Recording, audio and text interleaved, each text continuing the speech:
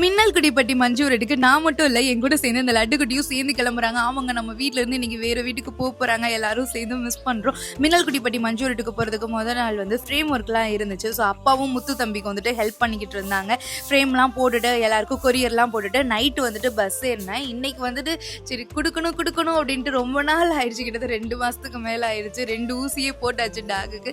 சரி இன்னைக்கு கொடுத்துடலாம் அப்படின்னு சொல்லி, பட் இருந்தாலும் கொடுக்க யாருக்குமே மனசே இல்லை. எங்க அப்பா ஐயோ அப்படின்ற மாதிரி பேசிட்டு இருந்தாங்க. ஏன்னா வந்து அவங்க டாக்னா எங்க அப்பா தான் நிறைய வந்துட்டு நல்லா பார்ப்பாங்க.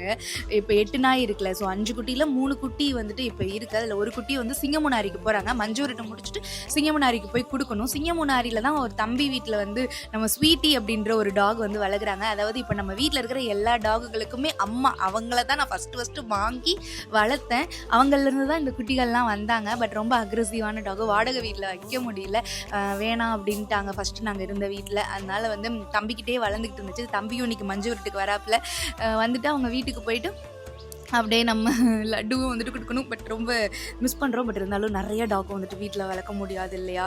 அதனால அக்கா கால் நடக்க முடியாட்டினாலும் பரவாயில்ல, நான் வச்சு வளர்த்துக்கிறேங்க்கா அப்படின்னு வந்துட்டு தம்பி சொன்னார். ஸோ இன்னைக்கு போய் கொடுக்கணும். மின்னல் குடிப்பட்டி மஞ்சு வரட்டு வீடியோலாம் எடுத்துகிட்டு போடுறேன். நன்றி மக்களே.